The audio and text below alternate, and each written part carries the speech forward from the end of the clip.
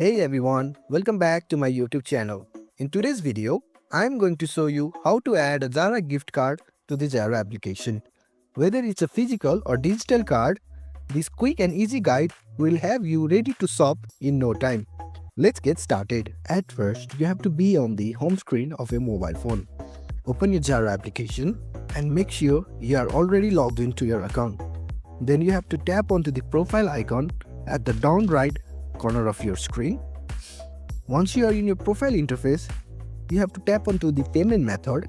As you can see in the screen, I have not added any payment card or a gift card. In order to add gift card, you have to tap onto the add new payment card. Now it's time to enter your gift card details. For physical card, you will find the number and pin on the back of the card. Scratch off the protective layer if needed. For digital card, check your email for the card number and pin.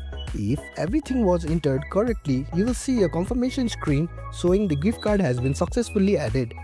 The balance will now be available in your account for purchase. And that's it. Adding a Zara gift card to the app is that simple. If this tutorial helped you, don't forget to give it a thumbs up and subscribe to my channel for more tips and guides.